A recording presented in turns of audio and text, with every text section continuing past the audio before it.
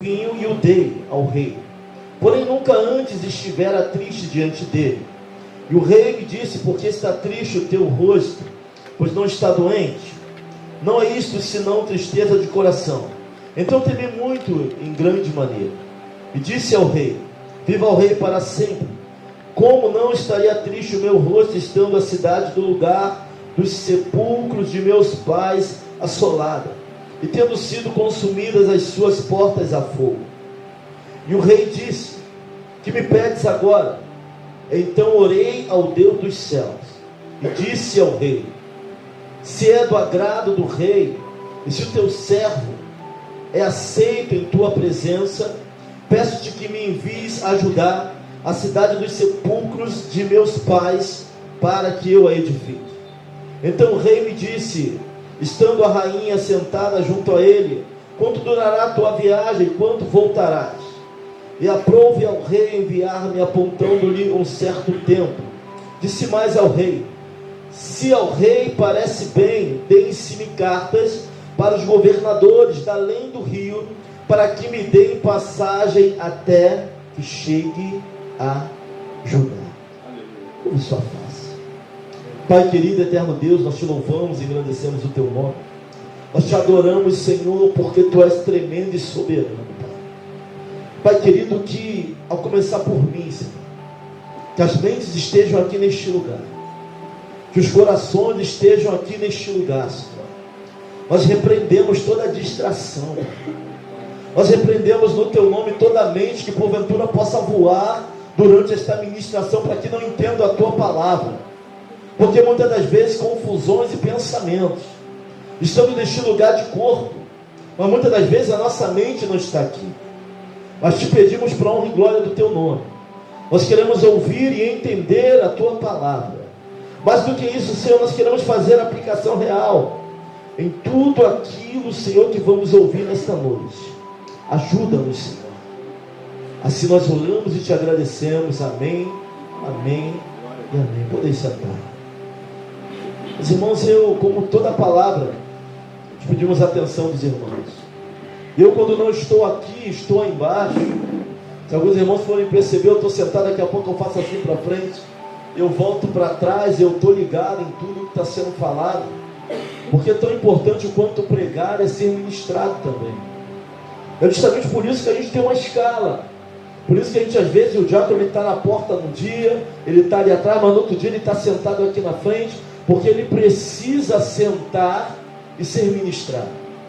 Nós precisamos de ligar um clique, no sentido de que nós temos a missão, tem sim a função diaconal, música ele vai tocar, mas tem um momento que ele vai sentar e ele vai ouvir, porque ele precisa ser ministrado, não está trabalhando o tempo todo, não está olhando tudo o tempo todo, mas também sentado, ouvindo num culto, sendo ministrado.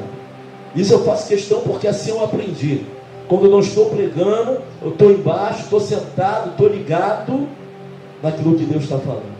Às vezes eu me movo um pouco. Às vezes quando eu estou no remédio, precisa sair o remédio, precisa dar vontade no banheiro, enfim, por conta do chá e do remédio. Aí eu tenho às vezes que sair. Mas estou ligado naquilo que Deus está falando. Pode ser independente do irmão que está pregando. Independente, eu entendo que é Deus quem usa, é Deus quem faz. É claro que nós geramos expectativas em pessoas, mas a minha expectativa maior é a sua expectativa maior. Precisa estar no autor e consumador da nossa fé. Temos para onde correr disso. Meus irmãos, eu descobri no livro de Neemias um manual para liderança. Que isso, pastor?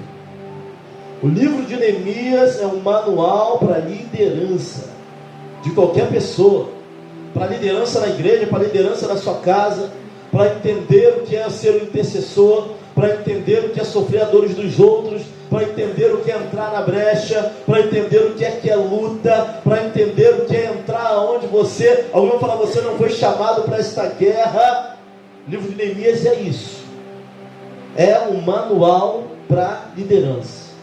Irmão, dá para a gente pegar o livro de Neemias e ficar um mês pregando o livro de Neemias, de tanta coisa boa, de que possamos fazer a aplicação real na nossa vida, no dia a dia, os momentos que nós estamos passando. Pastor, a palavra é isso, precisa ser isso para nós.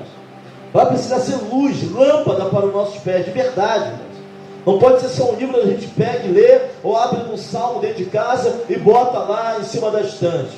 Mas um livro onde nós vamos pegar ele, vamos aprender com ele, vamos caminhar com ele e vamos aplicá-lo dia após dia na nossa vida, na escola, nas decisões. Livro de Neemias, um instrumento riquíssimo para a liderança. Quando nós olhamos para Neemias, nós vamos ver Neemias servindo como copeiro do rei Artaxerxes I. Babilônia agora havia caído. O império Medo-Persa agora tinha surgido. Tudo vai começar com Nabucodonosor, rei da Babilônia. Mas Deus está prometendo o povo dele, falando: olha, a sua desobediência não está me agradando, e por causa da sua desobediência, permitirei que outras nações venham sobre vocês. Deus não avisou nenhuma, nem duas, nem três. E apesar das nações virem sobre eles, tinha algo que Deus ele não tolera: é que o povo dele perca a identidade tão misturado que fica com as outras nações. E essa foi a grande guerra, de um lugar assim que mana leite e mel, de uma terra prometida assim, mas também de um povo muito misturado, de um povo também que herdou valores, herdou cultura, religiosidade, deuses de outras nações. E se olharmos hoje, Babilônia ainda toca a sua música, e tem muita gente dançando a música de Babilônia, como no tempo de Daniel e seus amigos. Mudou pouca coisa. Babilônia ainda bota suas estátuas, Babilônia ainda toca suas músicas, e quando a música tocar, pessoas estão se prostrando diante de Babilônia, diante desse sistema mundano ao qual nós estamos vivendo. Pastor, tem muito cristão dançando a música de Babilônia? Tem muitas pessoas que se dizem de Deus, se prostrando diante das estátuas de Babilônia hoje. O sistema hoje ainda coloca sobre nós? Tem. Mas Neemias, copeiro do rei Artaxerxes I, Neemias ouve falar, através de Anani, que o povo que estava em Jerusalém, aqueles que não foram antes, ou seja, que ficaram lá, estavam em grande miséria. Meus irmãos, o povo de Deus passou por muitos governos, assim como a gente. Babilônia, Império Medo-Persa, tempo de Jesus era Roma que mandava. Nenhum governo impediu o que Deus havia de fazer, porque ninguém pode impedir os projetos de Deus. No meio dos governos, no meio do sistema, o povo continuava avançando, porque essa era e é a vontade do nosso Deus em nossa vida. No tempo de Neemias não foi diferente. Neemias copeiro. A Bíblia não vai dizer de esposa, a Bíblia não vai falar de família. Por isso alguns historiadores vão dizer que Neemias era eunuco. Não estou afirmando nada. O que a Bíblia não diz, ela não diz. Mas alguns historiadores vão dizer que por ele ser copeiro, por não falar de mulher, por não falar de filhos, ele era eunuco. Eu não estou afirmando nada, mas alguns vão dizer isso. Outros vão dizer que havia um turno, onde ele serviu o rei, que ele não era o único copeiro do rei, que havia uma equipe de copeiros, enfim, mais de uma pessoa ali servindo. Mas uma coisa me chama a atenção no livro de Neemias: o cativeiro babilônico ele vai durar durante 70 anos. Pastor, quando acontece então a história de Neemias? É uma história pós-cativeiro babilônico. Que é isso? O rei Ciro se levanta e ele acaba com aquela política de deportar pessoas da sua pátria para outro lugar e permite que o povo volte agora para Jerusalém. Na primeira comissão para Jerusalém vem Zorobabel, na segunda comissão vem Esdra, e na terceira comissão vem Neemias. Quem era Neemias, irmãos? A Bíblia só vai dizer de quem ele era filho, mas alguns historiadores vão dizer que ele era um homem mais ou menos de 38, 40 anos. Se o cativeiro durou 70 anos, e pelo relato de Neemias para o rei, vai falar com o rei o que? Que a cidade do sepulcro de meus pais está caída, os muros estão derribados, os portais estão queimados. Então vão entender que Neemias é alguém que nasceu no cativeiro babilônico. Neemias é alguém que não nasceu em Jerusalém. Neemias é alguém, nos dá a entender que ele nasce, porque o cativeiro dura 70 anos. Os pais dele vieram de Jerusalém. Mas Neemias provavelmente tenha nascido no cativeiro babilônico. Então alguém que ouve, alguém que aprende, alguém que entende que é o seu Deus, é alguém que a família passa valores. Olha como é importante, não é culto de família, quando a família passa valores. Vão dizer que ele era da tribo de Judá, e ele entende o que é pátria, mesmo não tendo nascido lá. Ele entende quem era Deus, mesmo não tendo visto o mar se abrir, mesmo não tendo visto as maravilhas, de ouvir falar. E a Bíblia vai dizer que bem-aventurado é aqueles que não viram e creram. Não preciso ver para crer, eu tenho que crer para ver. Se alguém falar para mim que no culto um cego viu, eu creio, então glória a Deus e aleluia. Apesar de que eu não estava nesse culto, mas eu creio pela palavra, e a fé vem do ouvir e ouvir a palavra de Deus, que Deus é poderoso para curar. Neemias vai levar isso para o seu coração. Ele numa terra distante, ele na função de copeiro, uma função importante. Ele entendia que não existe uma cidade sem muros, não existe uma adoração sem muros, porque adoração sem muro qualquer um entra, qualquer um invade, qualquer um corrompe, qualquer um coloca aquilo que não deveria estar lá. Aleluia! Tem Sambalate, tem Tobias querendo invadir a nossa adoração. O que Deus está falando aqui nesta noite, que não dá para ter uma adoração frágil, não dá para ter uma fé frágil, de cristal, apesar da sensibilidade com Deus. Nossa adoração tem que ter uma muralha em volta dela. Guarda o que tens, para que ninguém roube a sua coroa.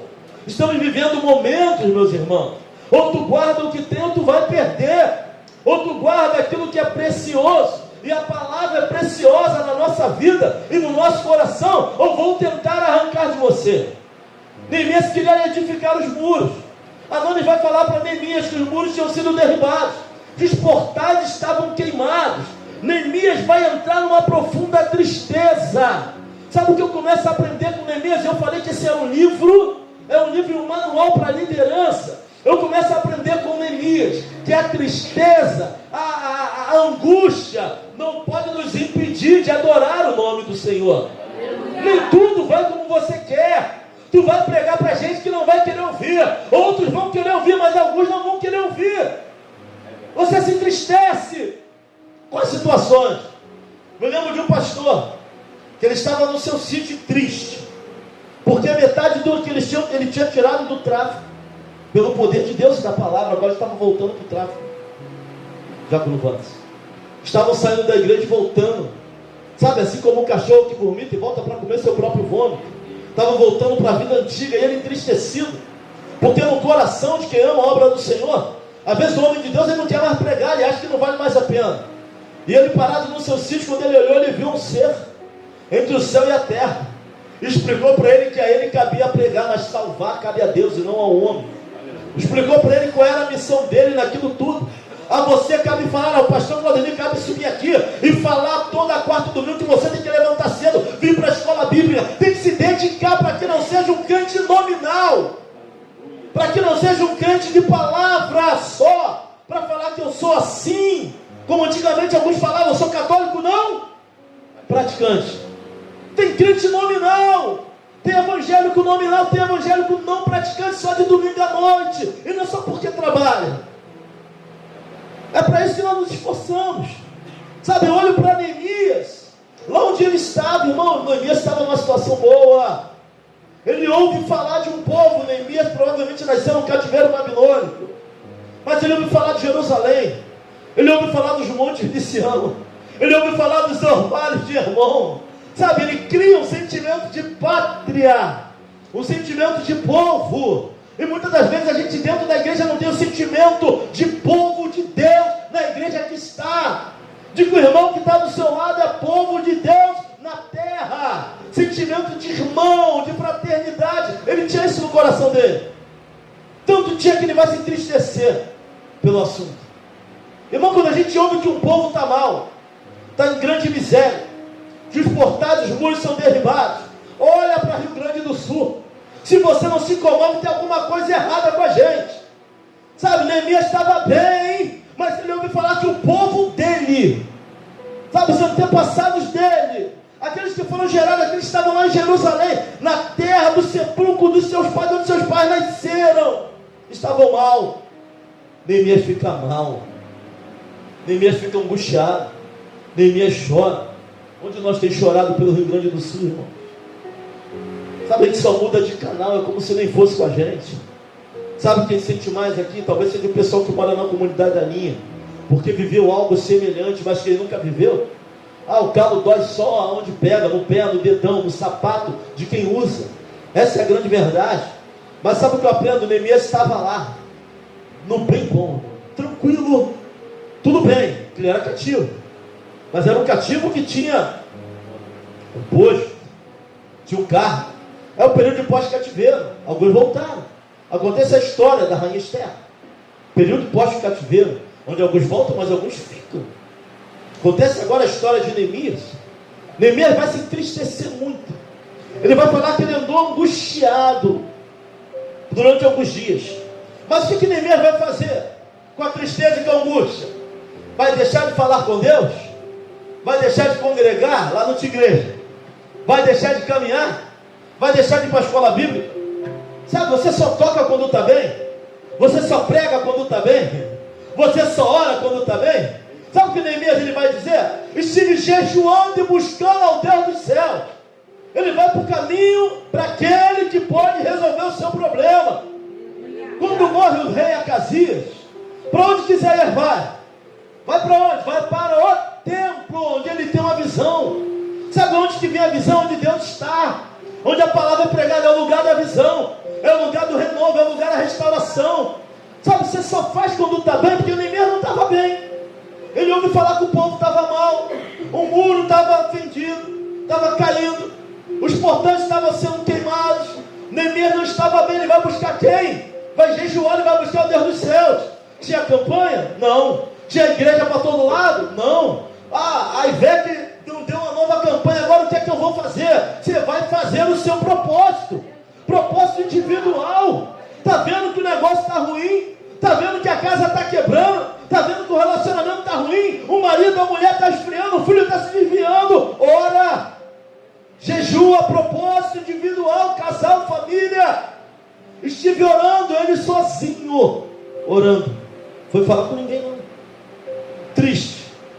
Tão triste ele estava que no capítulo 2, quando ele vai falar com o rei nota na face dele a tristeza. O rei vai olhar para ele e vai perguntar por que ele está triste, abatido com a situação. Mas abatido ou não, triste ou não, em depressão ou não, ansioso ou não, ele desce, ele busca, ele ora, ele jejua. Sabe, não temos que ser movidos a sentimento não, irmão. Pastor, eu estou triste, deu errado, eu falei, fulano não quis, mas outros vão querer. Olha para mim e fala assim, outros vão querer ouvir. Mas às vezes dói porque foi o de dentro. Mas tem que orar, jejuar. Estou enfermo, estou doente, enfermidade está toda hora batendo na minha porta, a gente vai fazer o quê? Tem gente que vem para a igreja sentindo dor, irmão. Sabe, mas para ele não é qualquer dor que é motivo para ficar em casa. Mesmo com dor, vem orar. Mesmo com dor, vem buscar. Tem irmão aqui que vem com a pressão alta, vem com tontura, mas vem buscar o Senhor. Porque ficar em casa, às vezes, tem um momento que não dá para sair. E é a questão crítica. Não dá. Aí vai orar em casa mesmo. Não deu? Vai orar em casa. Mas não é qualquer dor de cabeça. Não é qualquer cansaço. Não é qualquer disposição. Neemias, ele vai me ensinar que independente do sentimento, daquilo que ele está sentindo, da tristeza, da angústia, ele vai buscar a presença do Senhor. Estive orando. Ele vai buscar estratégia. Sabe, ele vai buscar a melhor forma de sair daquela situação. Orando ao Deus dos céus. E jejuando por alguns dias. Ele vai buscar a Deus, irmãos. A gente triste, deixa de buscar. Está angustiado, deixa de buscar. Está ansioso, deixa de buscar. Não. Deposita a tua ansiedade no altar. Deposita nesse altar, não, é no altar dele. Deposita a tristeza. Deposita as dúvidas. Deposita o medo. Oh, glória! Buscar a presença do Senhor, irmãos. Estou numa na luta também, estou na guerra, mas estou quarta-feira aqui. Deus é bom, aleluia. Quando não sozinho, porque sozinho é difícil. Tem um irmão que bota para orar, tem outro que a gente bota para pregar, tem outro que ministra. Isso aqui não é reunião de forte não, isso aqui é reunião de fraco. Forte estão lá fora. Nós somos fracos e sabemos a nossa dependência, e a quem nós servimos e quem pode mudar a nossa trajetória. Sabe, Neemias, ele está ali, chorando, angustiado. E quantos se angustiam com as dores de outro? Falei que Neemias é um manual de liderança. Neemias está sofrendo pela dor de outras pessoas. Sabe, eu vejo em Neemias um altruísmo muito grande. O que é altruísmo? É a qualidade de querer bem. Semana passada eu perdi o sono, porque a vida a gente sabe que algumas questões tem irmãos sofrendo isso, outros sofrendo por aquilo, outros sendo perseguidos no trabalho, outros estão enfermos, outros estão no processo de cura. E a gente vai pensando na vida dos irmãos, aquilo que eles estão passando. Tem a nossa guerra, e a gente perde sono. Mas a gente vai buscar, devorar o Deus dos céus. Os irmãos estão caminhando com dificuldade, não pense que Deus não está falando no nosso coração. E a gente pensando numa estratégia para puxar para perto, para fortalecer, para discipular. Sabe, quem não chora por ninguém não sente nada, egoísta. Nunca vai ser um grande homem ou uma mulher de oração, porque não tem tempo para isso no meio da oração.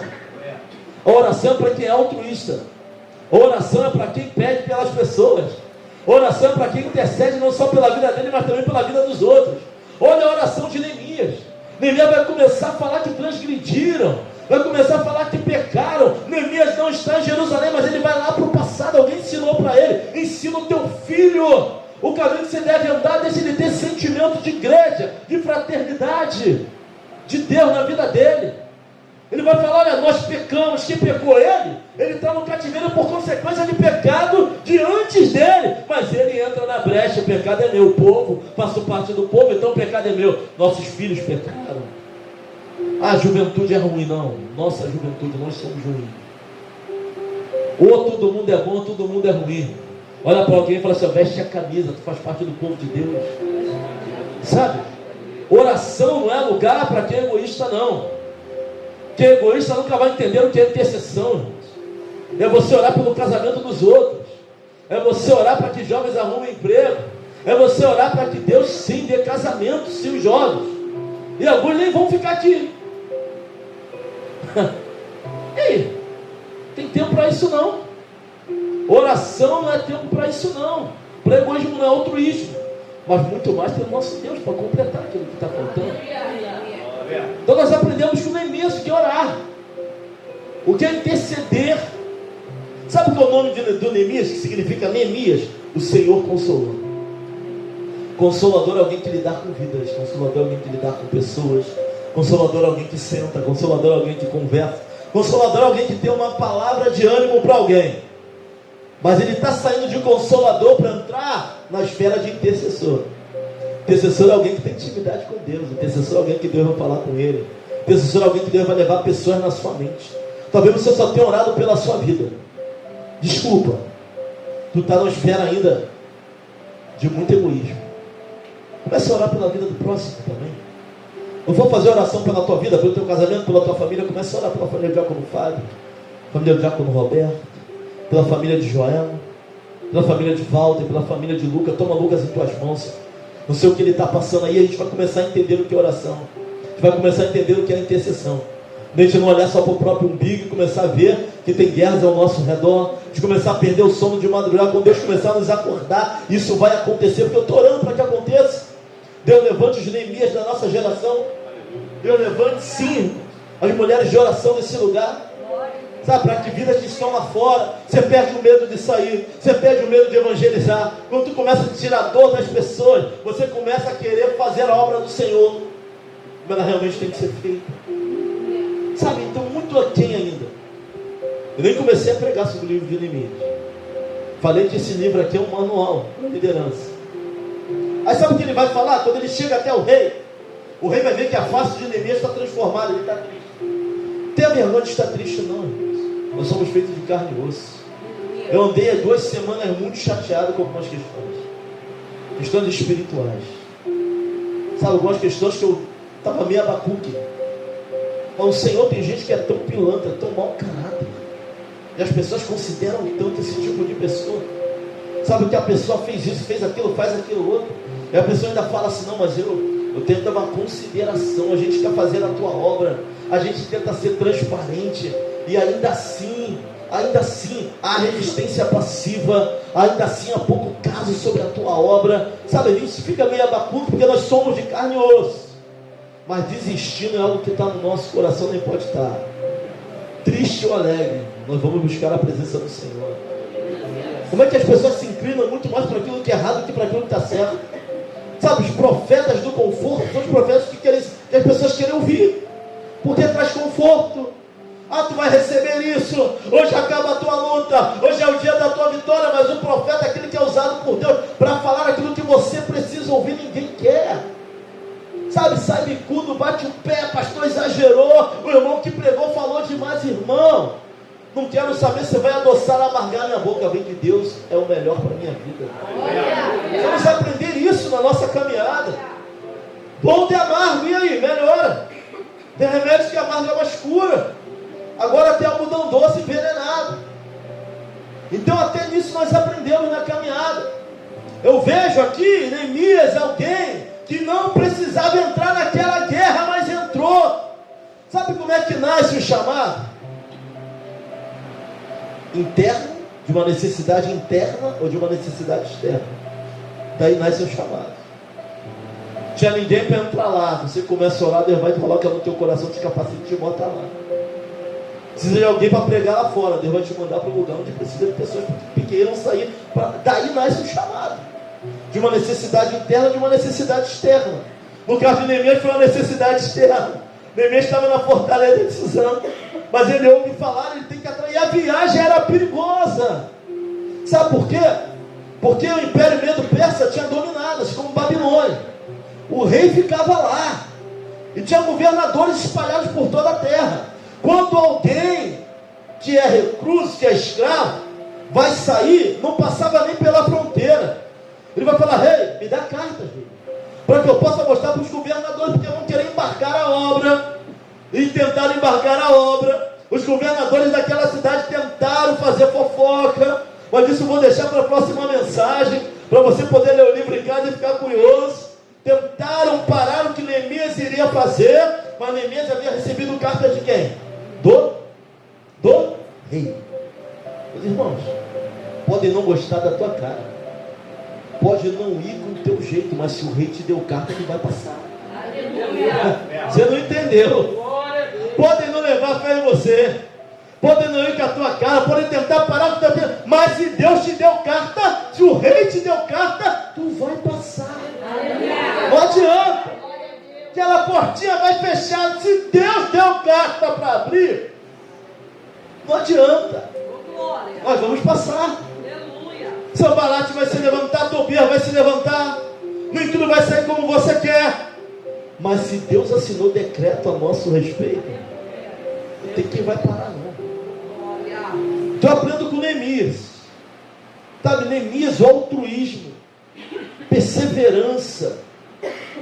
Tem pessoas que elas são negativas. Eu vejo Neemias um positivismo em Deus muito grande. Estou aqui nessa noite para sendo usado por Deus para renovar a tua fé. Tudo é uma questão de visão, irmãos. Na visão do pessimista, um copo no meio é um copo vazio. Na visão do otimista é um copo quase cheio. É o mesmo copo. Só que as visões são diferentes. Tem gente que só tem visão de fracasso, de derrota, de que nada vai melhorar. Eu vejo Neemias saindo do lugar bom para entrar numa guerra muito grande. Qual era a base de Neemias, pastor? Altruísmo. Se importava com os outros. Tem coisas que não vai mudar na nossa vida, porque a gente não se importa com ninguém. A gente só olha para o próprio umbigo. Você está preocupado com aquilo que pode vir só para nós. Se importava com o próximo. Segunda base de Neemias, orava e jejuava. Ele orava. Segunda. Terceira, jejuava. Base para aguentar as guerras que virão. Ele nem tinha chegado lá ainda. Já havia orado ao Deus? Não conhecia Sanbalate, não conhecia Tobias. Sabe, antes de entrar na guerra tem que ter a estratégia. Senhor, me dá a base. Qual a base? É oração, é falar com Deus, é pedir a direção, pedir carta ao rei para que você possa passar. Senhor, que nenhum principado me impeça, que uma potestade me pare, que haja presença na minha vida. Quando eu abrir a boca, haja um som e desça fogo nessa situação. Me dá cartas, Senhor, para que eu possa pregar na minha casa e vidas se convertam. Me dá carta. Sabe? Ele vai buscar em Deus a estratégia. A gente entra em guerra sem estratégia. A gente entra em guerra sem orar. A gente entra em guerra sem jejuar. A guerra aparece e a gente não ora. A gente sabe o que acontece? A gente se envolve na guerra de uma maneira tão ferrenha que fica igual a quem está dentro da guerra. Perde toda a visão de Deus no meio da guerra. Quando vê, está fazendo igual, está falando a mesma coisa, está tão agressivo quando você entrou para resolver e acabou se misturando demais para resolver alguma coisa. Neemias orava, Neemias buscava, Neemias se calava, Neemias pedia. Vai chegar a hora de pedir, vai chegar a hora de abrir a boca. Às vezes tu tem condição de fazer, mas não faz. Tem condição de falar, mas não tem a ousadia para tentar. Aí não acontece. Sabe por que ele temeu muito? Porque não se poderia chegar para o rei com tristeza, se poderia morrer. Quando o rei vê Neemias triste, Neemias temeu. O rei poderia mandar Neemias para a prisão só da forma que ele entrou diante dele. Ele teme. Mas ele orou ao Deus. Deus deu entendimento. Tem gente que politicamente, profissionalmente está acima de você. Mas espiritualmente as coisas só estão acontecendo lá porque você está lá. Ele não sabe disso.